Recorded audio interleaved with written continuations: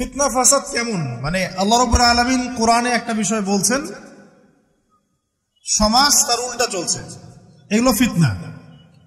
নবী সাল্লাল্লাহু আলাইহি ওয়াসাল্লাম হাদিসে একটা বিষয় বলেছেন, সমাজ তার উল্টা চলছে, এর নাম ফিতনা। পরিবারে ফিতনা, ধর্মের মধ্যে ফিতনা, সমাজে ফিতনা, অর্থনীতিতে ফিতনা, এখন সংস্কৃতির মধ্যেও ফিতনা।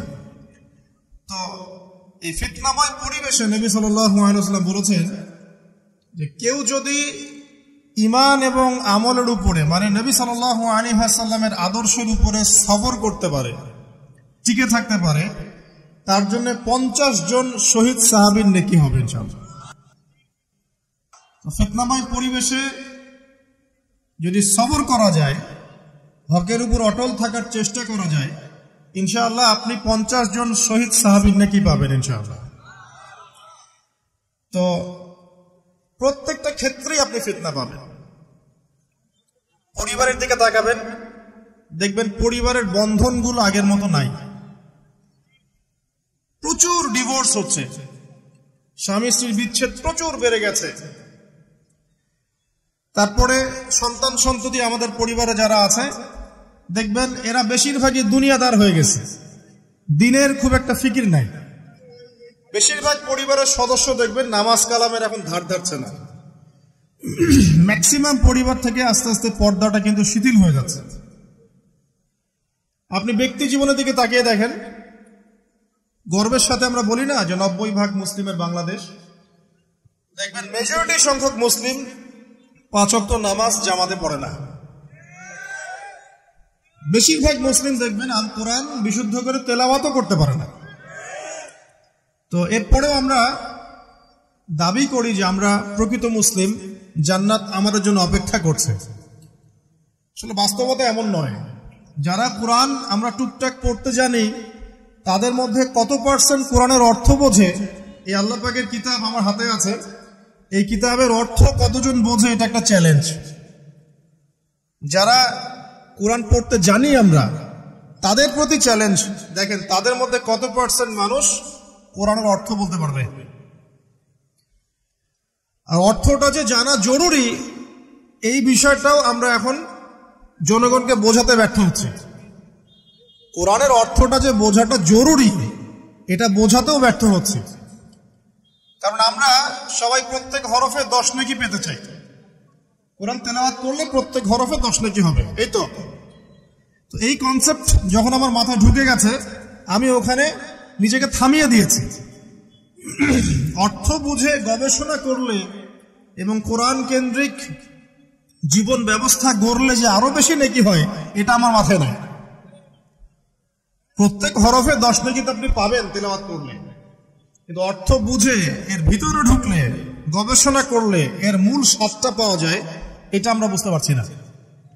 দেখবেন বেশিরভাগ মানুষ কোরআনের অর্থটা জানে না।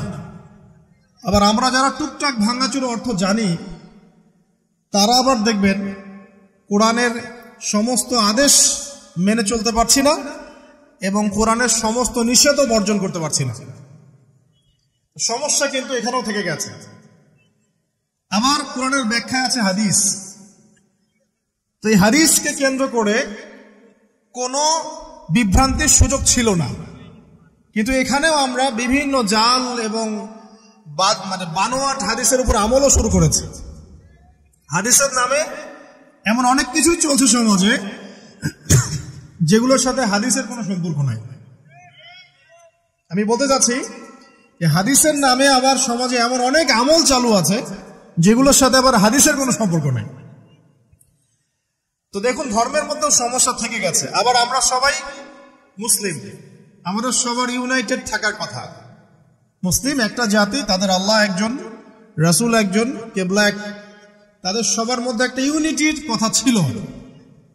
কিন্তু আমরা ধর্মতাত্ত্বিক ভাবে এবং পলিটিক্যালি আমরা বিভিন্ন দলে বিভক্ত এবং আপসের মধ্যে মিল মহব্বত কম।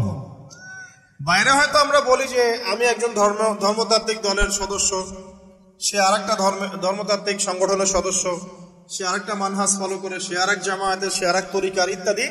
আমরা সবাই এক, যদি আমরা বাইরে কথাটা বলি, কিন্তু অন্তর থেকে কিন্তু আমাদের এই বিষয়টা আসছে না। আমরা ভিতর থেকেই ঐক্যবদ্ধ হতে পারতাম, তাহলে উম্মার আজকে এই অবস্থা হতো না। তো দেখুন, ধর্মকেন্দ্রিক অনেক প্রবলেম থেকে গেছে এখনো। আবার আল্লাহ রাসূল সাল্লাল্লাহু আলাইহি ওয়াসাল্লাম হাদিসের মধ্যে এবং আল্লাহ পাক কোরআনের মধ্যে ধর্ম নিয়ে বাড়াবাড়ি করতে নিষেধ করেছেন। ধর্ম নিয়ে বাড়াবাড়ি করো না, তোমরা নিজেদের ধর্ম পালন করো। তা আমরা নিজের ধর্ম যতটা না পালন করি, অন্যের ধর্মের দিকে আঙ্গুলটা তার চেয়ে বেশি তুলি। আমরা আগে নিজের রিলিজনটাকে ঠিক মতো পালন করি, দেখবেন সমাজ ঠিকই পরিবর্তন হয়ে গেছে ইনশাআল্লাহ। তো আমি একটা ধর্ম পালন করি বলে অন্য ধর্মের মানুষের প্রতি বিদ্বেষ পোষণ করতে হবে বা তাদের উপর ঘৃণার মনোভাব প্রকাশ করতে হবে, এটা আল্লাহ পাক শেখান নাই, তার রাসূল শেখান নাই। আল্লাহ এবং তার রাসূল কি শিখিয়েছেন? ইসলামের সত্য বিষয়টাকে আপনি সবার সামনে উপস্থাপন করবেন। যার ইচ্ছা হবে সে কবুল করবে, যার ইচ্ছা হবে সে অস্বীকার করবে। যার যার কবরে শেষে যাবে, যার যার হিসাব শেষে দিবে। চাপিয়ে দেওয়ার সিস্টেমটা ইসলামের মধ্যে নাই। এখন আসেন, পরিবারের আপনাকে ফিতনা কিছু বললাম। অর্থনীতির জীবনে যাবেন, ব্যবসা বাণিজ্যের মধ্যে যান, দেখেন বেশিরভাগ কালোবাজারি করছে, সিন্ডিকেট করছে, মজুবদার মাপে কম দিচ্ছে, জনগণকে ঠকাচ্ছে, করছে না? এগুলো পলিটিক্যাল ফিতনা, এগুলো ইকোনমিক্যাল ফিতনা। তারপরে আপনি আরো দেখবেন ইকোনমিক সেক্টরে রিবা ভর্তি, সুদ। রিবা মানে কি? সুদ। রিবা দিয়ে ভর্তি, ঘুষ ছাড়া কাজ হচ্ছে না। ঠিক আছে?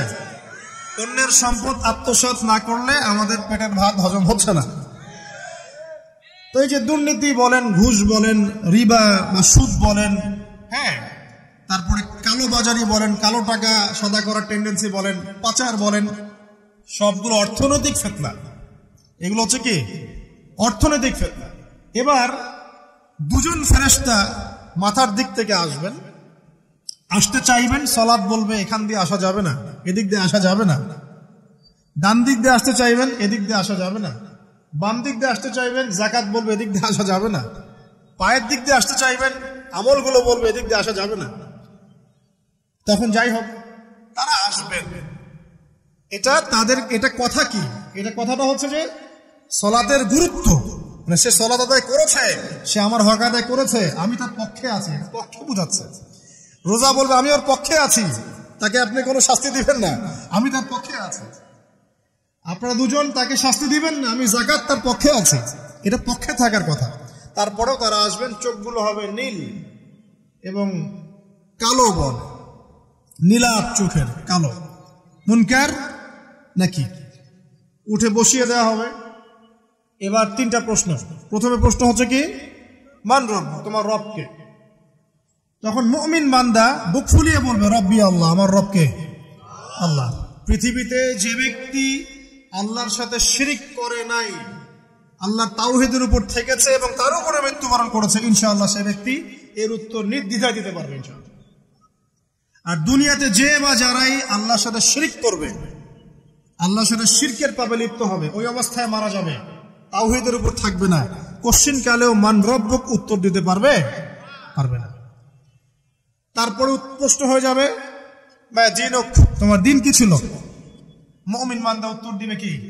দীন ইসলাম, আমার দিন ছিল ইসলাম। এখানে শুনে রাখেন, পৃথিবীতে যারা ইসলামকে পরিপূর্ণ রূপে পালন করবে তারাই এই উত্তর দিতে পারবে ইনশাআল্লাহ।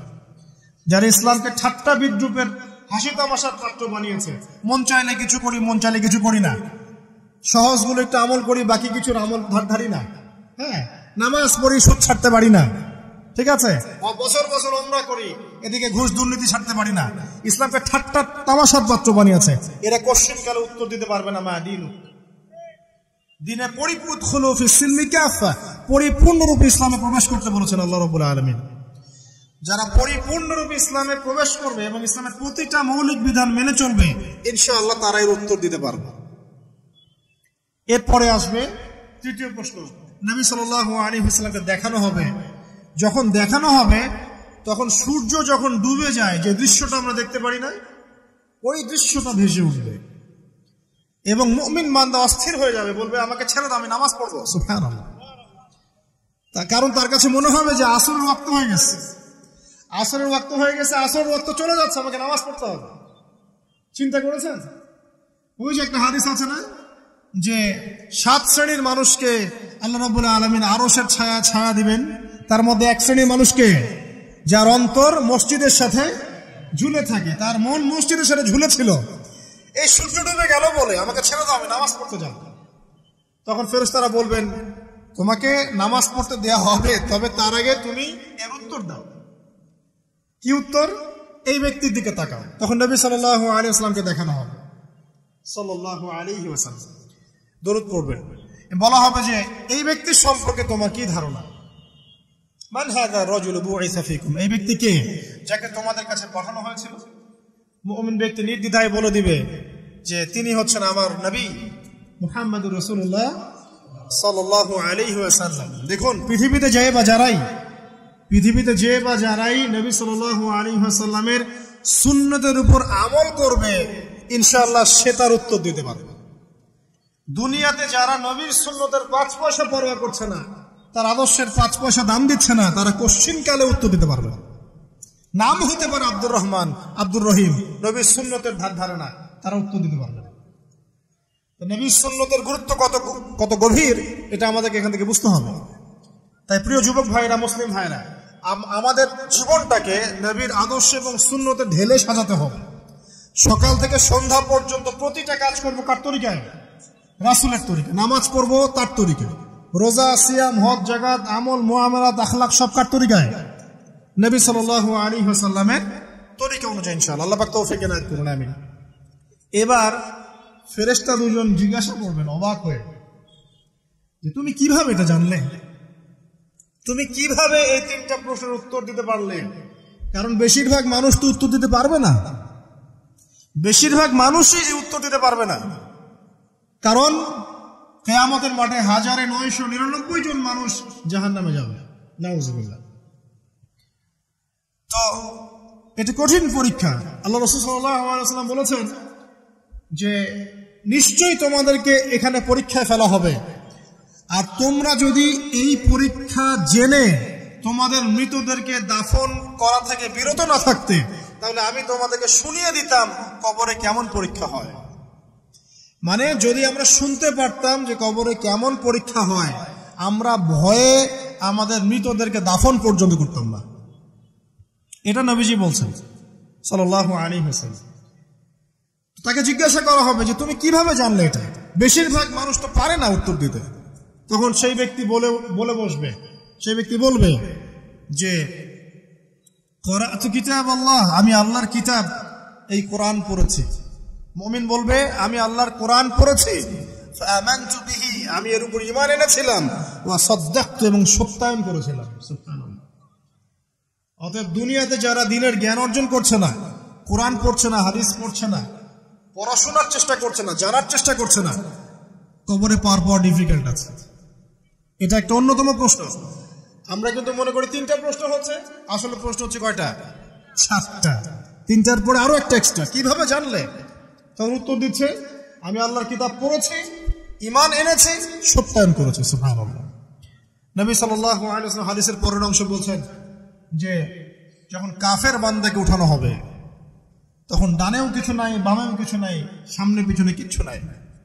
মাথার দিক থেকে ফেরেশতারা চলে আসবেন, উঠিয়ে বসানো হবে, প্রশ্ন করা হবে কে তোমার রব? একটাই উত্তর, লা আদরি, আমি জানি না। নাউযুবিল্লাহ। কি তোমার দিন? লা আদরি, আমি জানি না। এই যে আল্লাহর তো খবর নাই, আল্লাহ পাকের বিধান মেনে চলার কোনো খবরই নাই, পরোয়াই নাই। সে জানবে কিভাবে ইসলাম কি জিনিস? সে জানবে কিভাবে আল্লাহ কি জিনিস? ও তো আল্লাহকে চিনেই না। দিব্যি বলে বেড়াচ্ছে মহাবিশ্ব সৃষ্টি হয়েছে বিগ ব্যাং থেকে, আল্লাহ বলে কেউ নাই। মানুষ সৃষ্টি হয়েছে বান্দর থেকে, নাউযুবিল্লাহ। মানুষ তো আল্লাহকে চিনছে না। এখনো মানুষ মনে করছে যে আল্লাহ বলতে কেউ নাই।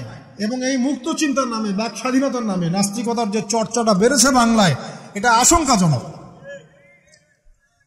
বড় বড় বিশ্ববিদ্যালয় থেকে পড়ে আসছে, অনেক সময় দেখলাম বড় বিশ্ববিদ্যালয়ের প্রফেসর, সে বলছে যে মহাবিশ্ব বিগ ব্যাং দিয়ে সৃষ্টি হয়েছে, সৃষ্টিকর্তা নাই এখানে। তো মুসলিম বিজ্ঞানীর একটা কথা বলতেন যে মানুষ বিজ্ঞান সম্পর্কে অল্প জানলে নাস্তিক হয়ে যায়, আর অনেক গভীর জ্ঞান অর্জন করলে আল্লাহর কাছে আত্মসমর্পণ করে। খেয়াল করে দেখবেন, ডক্টর, ইঞ্জিনিয়ার যারা বড় বড় লেভেলে চলে গেছেন, অনেক সিনিয়র, তারা কিন্তু বেশিরভাগ নামাজে দেখবেন, নামাজ পড়ে, দান সৎকার করে, সমাজ কল্যাণমূলক কাজ করে। তারা কিন্তু রোগীর সেবা করতে গেলেও বলে যে নামাজ পড়ি আমি, রোজা রাখি, তারা কিন্তু বলে। অনেক ডক্টর আমি দেখেছি আমি, যারা যত বেশি গবেষণা করে তারা তত বেশি আস্তিক হয়ে যায়, আর টুটাফাটা গবেষণা করলে নাস্তিক হয়ে যাবে। কত প্রশ্ন, ইসলামের এটা কেন, ওইটা কেন, ইসলামে বহুবিবাহ কেন, হ্যাঁ ইসলামে কি পর্দার বিধান কেন, তারপর ইসলামে এত রেস্ট্রিকশনস, এত বাইন্ডিংস কেন, হ্যাঁ স্বাধীনতা নাই কেন, কত প্রশ্ন। ইসলামের এগেইনস্টে কত তীর এখন ছোড়া হচ্ছে।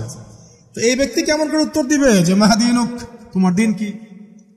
আল্লাহর দিকে কত প্রশ্ন ছোড়া হচ্ছে, কত শিরকের পাপ আমরা করছি, অনেক সময় মুসলিম হয়েও শিরকের পাপ করছি। কিভাবে উত্তর দিবে মানরব্য? 3 নম্বর প্রশ্ন যখন করা হবে, এই ব্যক্তিকে দেখো দেখি, সে বলবে যে আমি জানি না এই ব্যক্তিকে, তবে শুনেছিলাম, মানুষের মুখে শুনেছিলাম, মানুষ যা বলতো আমি তাই বলতাম। মানে সে রাসূল সাল্লাল্লাহু আলাইহি ওয়াসাল্লামের নাম শুনেছিল হয়তো, কিন্তু তার সুন্নত বা আদর্শ কখনো মেনে চলে নাই, পারলো না। এবার জান্নাতি ব্যক্তি হলে কি হতো? ওই যে সূর্য ডুবছিল যেখানে, তার দৃষ্টির সীমা পর্যন্ত কবরকে প্রশস্ত করে দেয়া হবে, এবং জান্নাতের একটা দরজা তার কবরে খুলে দেয়া হবে। এটা কিভাবে করা হবে সেটা আল্লাহ পাক জানেন, এটার ব্যাখ্যা করার জ্ঞান আল্লাহ আমাদেরকে দেন নাই।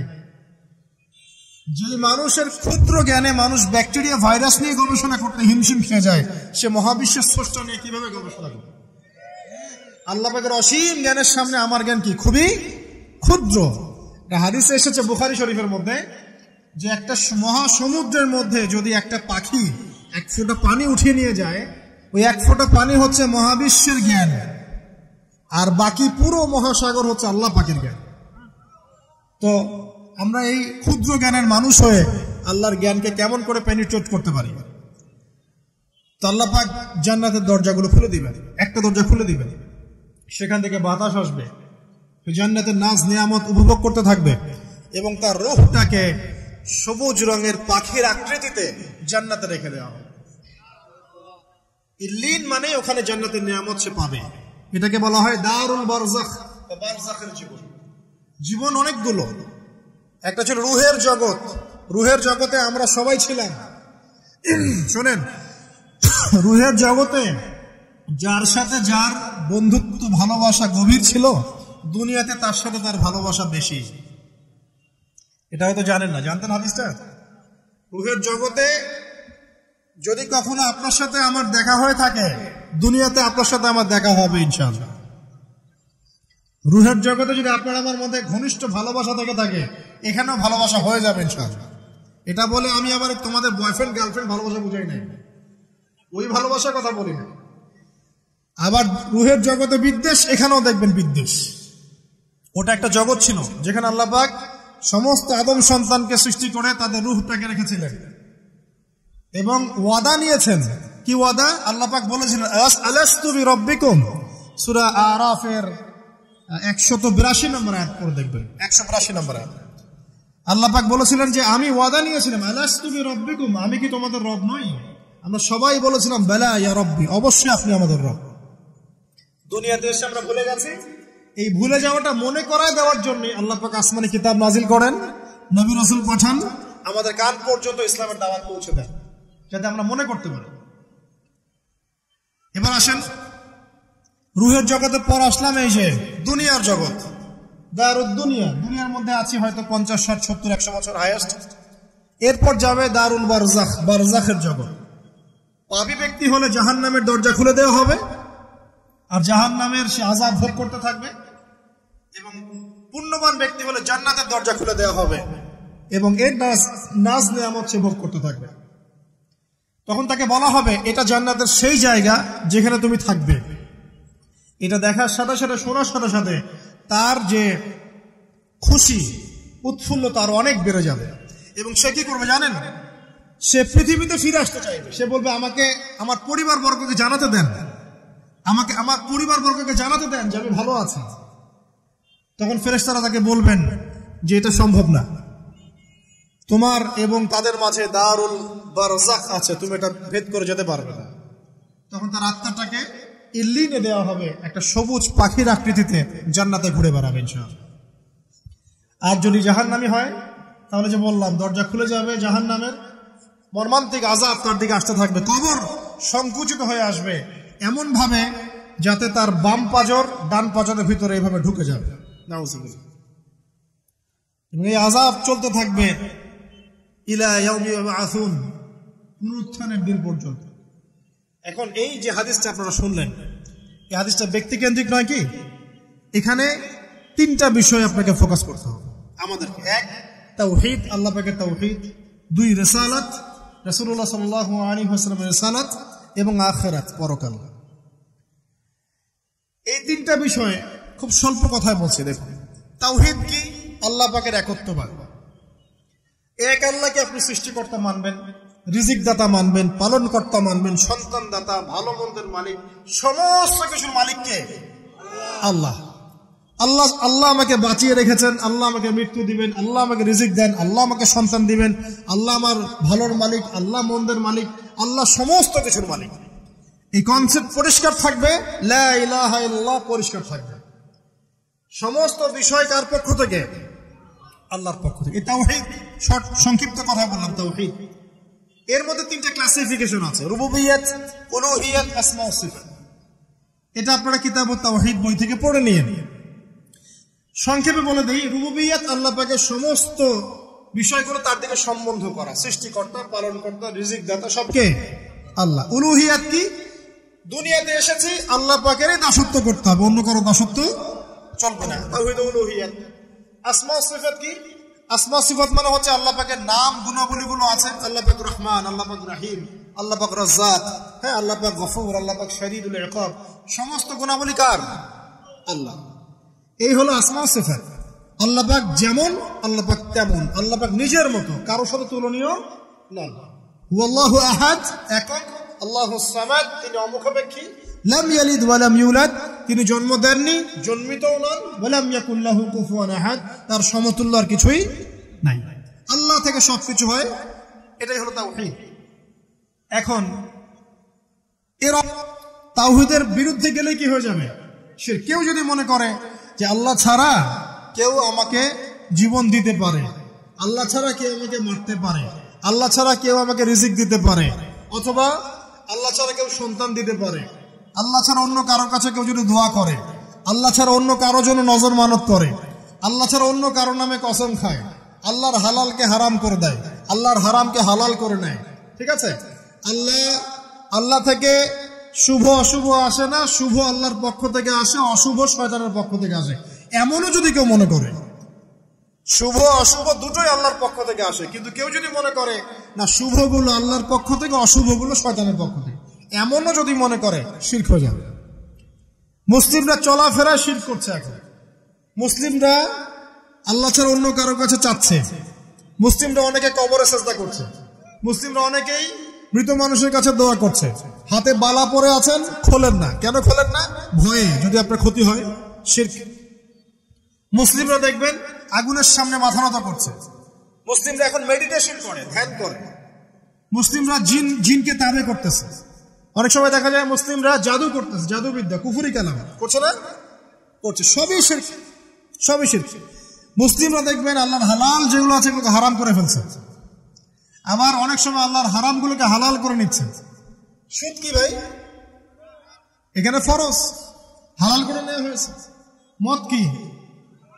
তোমাদের কাছে তো ওয়াজিব, না খাইলে ঘুম হয় না। তো এই যে আল্লাহ হারামগুলোকে কি করছি আমরা? হালাল করে ফেলি, এটাও শিরক, কুফরি একটা। তো এক কথায় তাওহীদের উপর যারা থাকবে, মান রব্বুক উত্তর দিতে পারবে ইনশাআল্লাহ। যারা শিরক করে ফেলবে ওই অবস্থায় মারা যাবে, মান রব্বুক উত্তর দিতে পারবে না। আমার কথা কি বোঝা যাচ্ছে? আমি সহজ করার চেষ্টা করছি, কিন্তু হয়তো পারছি না, এটা আমার ব্যর্থতা। এক কথায় যদি আমরা কবরের প্রথম প্রশ্নের উত্তর দিতে চাই, তাহলে আমাদেরকে অবশ্যই তাওহীদের উপর থাকতে হবে। শিরকে যাওয়া যাবে না। প্রিয় ভাইরা, শিরকের পাপ থেকে আজকে তওবা করে ফেলবেন। আল্লাহ জেনে না জেনে জীবনে যত শিরক করেছে আল্লাহ মাফ করে দাও, আমিন। এবং আগামী দিনগুলোতে শিরকের পাপে লিপ্ত হয় না, প্রিয় ভাইরা, যদি আপনার আমল নামায় আসমান জমিন সমানও পাপ থাকে, শিরকের পাপটুকু না থাকে, আল্লাহ পাক আপনার পুরো পাপ মাফ করতে পারবেন ইনশাআল্লাহ। আল্লাহ পাক বলেছেন, মেরাজের রাতে নবী সাল্লাল্লাহু আলাইহি ওয়াসাল্লামকে আরশে আযীমের কাছে উঠিয়ে নিয়ে আল্লাহ পাক 3টা ওহী করেছেন। কয়টা ওহী? একটা ছিল 5 ওয়াক্ত নামাজ, ঠিক আছে? 2টা হচ্ছে 2 নাম্বার হচ্ছে সূরা বাকারার শেষের 3টা আয়াত। 3 নাম্বার একটা ওয়াদা, একটা প্রতিশ্রুতি। সেটা কি? হে মুহাম্মদ সাল্লাল্লাহু আলাইহি ওয়াসাল্লাম, তোমার উম্মতের মধ্যে কেউ যদি আসমান জমিন সমান পাপ নিয়ে আমার সামনে হাজির হয়, কিন্তু আমার সাথে কাউকে শরিক না করে, শিরক না করে, তাহলে আমি আল্লাহ তার সামনে আসমান জমিন সমান ক্ষমা নিয়ে হাজির হব, মানে মাফ করে দেওয়া হবে ইনশাআল্লাহ। অতএব শিরকের পাপে যায় না, ইনশাআল্লাহ জান্নাতে যাওয়া যাবে। যে ব্যক্তি মন থেকে একবার লা ইলাহা ইল্লাল্লাহ পড়েছে, সমস্ত বিষয় আল্লাহর দিকে সুপর্দ করে, তার অন্যান্য অনেক পাপ থাকতে পারে, আল্লাহ পাক চাইলে সব পাপ মাফ করতে পারে। অতএব মান রব্বক উত্তর দিতে চাইলে শিরকের পাপে যাওয়া যাবে? যাবে না। আধুনিক শিরকের মধ্যে সবচেয়ে ভয়ঙ্করটা হচ্ছে এটা, যে আমরা আল্লাহর হালালকে হারাম করে নিচ্ছি, হারামকে আবার হালাল করে দিচ্ছি। এখানে যায় না। সবকিছু আল্লাহ থেকে আসে। দোয়া আল্লাহর জন্য করবেন, নামাজ আল্লাহর জন্য, সবকিছু ইবাদত আল্লাহর জন্য, দ্বীনি ইলম অর্জন আল্লাহর জন্য। প্রতিটা কাজের করার আগে নিয়ত ফিক্স করবেন, কেন করব? পরকালীন স্বার্থ থাকলে করব, না হলে করব না। কেন তুমি টিকটকে যাবা না? কারণ পরকালীন কোনো স্বার্থ নাই। কেন তুমি ফ্রি মিক্সিং অ্যাফেয়ার্সে যাবা না? কারণ পরকালীন কোনো স্বার্থ নাই। কেন মদ খাবা না? পরকালীন কোনো স্বার্থ নাই। কেন মিউজিকে যাচ্ছ না? কারণ পরকালীন কোনো স্বার্থ নাই। কেন তুমি এই যে সুদ খাবা না? কারণ পরকালীন কোনো স্বার্থ নাই। যে কাজে পরকালীন কোনো স্বার্থ নাই, সে কাজে কোনো মুমিন মুসলিম নাই। কেন নামাজ পড়বো? কারণ পরকালীন স্বার্থ আছে। কেন রোজা রাখবো? পরকালীন স্বার্থ আছে। কেন আমি হালাল বিয়ে করব, হারাম জেনায় যাব না? পরকালের স্বার্থ আছে। কেন আমি যাকাত দিব, ব্যবসা করব, সুদ খাবো না? কারণ পরকালের স্বার্থ আছে। কেন ইসলামের দাওয়াত দিব? পরকালের স্বার্থ আছে। কেন হাদিস প্রচার করব? কারণ পরকালের স্বার্থ আছে। ইসলামের জন্য সবর করব কেন? পরকালের স্বার্থ আছে। পরকালের স্বার্থ যেখানে, মুসলিম সেখানে। পরকালের স্বার্থ নাই, আমরা নাই। প্রত্যেকটা কাজ করার আগে নিয়তটা ফিক্স করতে হবে, পরকালের কোনো স্বার্থ আছে? যদি বলে হ্যাঁ আছে, তাহলে করবে। স্বার্থ নাই, আমি নাই। কোন ফুজুল কি বাত বা ফাহেসা কোনো কাজ, এইসব কাজে আমরা নাই, বিকজ এগুলোতে কোনো পরকালীন স্বার্থ নাই। ব্যাস, আমাদের জীবনের প্রতিটা মোমেন্ট, প্রতিটা সেকেন্ড আল্লাহর দেয়া দান। আমি নিজের ইচ্ছা মতো এটাকে অপব্যয় করতে পারি না। হ্যাঁ, আপনি মিউজিক শুনতে চান, আপনি সং পছন্দ করেন, আপনি নাশিদ শোনেন, ইসলামিক নাশিদ শোনেন, ওখানে আপনার ঈমান একটু দীপ্ত হবে, পরকালীন স্বার্থ আছে। আপনি নিজের যৌন চাহিদাকে দমন করতে পারছেন না, হালালভাবে বিয়ে করে নেন। বিয়ে করার পর আপনি যত ইচ্ছা স্ত্রীকে মহব্বত করেন, প্রত্যেকটা মহব্বতে নেকি পাবেন। এমনকি স্ত্রীর দিকে নেক নজরে তাকাবেন, তাতেও নাকি। তার মুখে খাবার তুলে দেবেন, তাতেও নাকি। তার হাত ধরে হাঁটবেন, তাতেও নাকি। তাকে নিয়ে রাত্রে চাঁদ দেখবেন, তাতেও নাকি। আপনি আপনার নিয়তটাকে চেঞ্জ করেন, কাজের ডাইরেকশন চেঞ্জ করেন। পরকালের স্বার্থ থাকলে করবো, না হলে করবো না। আপনি পছন্দ করেন ঘুরে বেড়াতে, আল্লাহর দ্বীনের দায়ী হয়ে ঘুরে বেড়ান না, সমস্যা কি? আল্লাহর জমিন ঘুরে দেখেন, এইসব অবান্তর কাজে লিপ্ত না থেকে আল্লাহ পাকের নিদর্শনগুলো ঘুরে দেখেন, আপনার ঈমান বাড়বে ইনশাআল্লাহ। আপনার সংস্কৃতি ভালো লাগে, ইসলামিক সংস্কৃতি মেনে চলেন। আপনি কবিতা লিখতে ভালোবাসেন, ইসলামিক কোন কবিতা লেখেন। আপনি উপন্যাস পড়তে ভালোবাসেন, ইসলামিক কোন উপন্যাস পড়েন। আমি বলছি না এগুলোর বাইরে কোনো পড়াশোনা করা যাবে না, এমনটা আমি কিন্তু বলছি না। আমি বলছি আপনি আপনার পুরো কাজটাকে আগে ফিক্স করবেন, পরকালের কোনো স্বার্থ আছে কি নাই। যদি হ্যাঁ দেখা যায় হ্যাঁ পরকালের স্বার্থ ঠিক আছে, অবশ্যই করেন, কোনো সমস্যা নেই। আল্লাহ পাক বোঝার তৌফিক দান করুন। তো দেখুন প্রিয় ভাইরা, শিরকের পাপে যাওয়া যাবে না।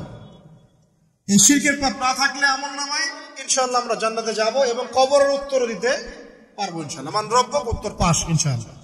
তারপরে কি? মাদিনু। এক কথায় ইসলামের অনেক বিধিবিধান আছে, নামাজ, কালিমা, সাওম, যাকাত, হজ সব আছে।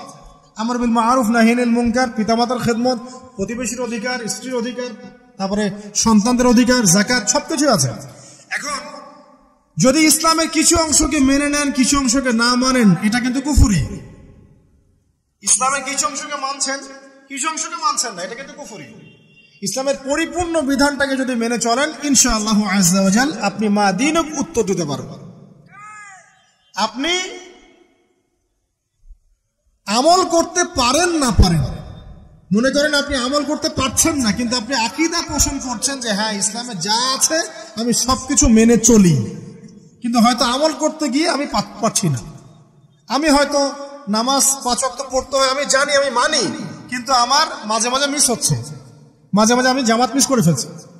আপনি মানেন যে সওম রাখতে হয়, মাঝে মাঝে আপনার সওম মিস হয়ে যাচ্ছে, কিন্তু আপনি বিশ্বাস করেন যে হ্যাঁ আপনি সওম রাখতে হয়, আপনার আকীদা ঠিক আছে।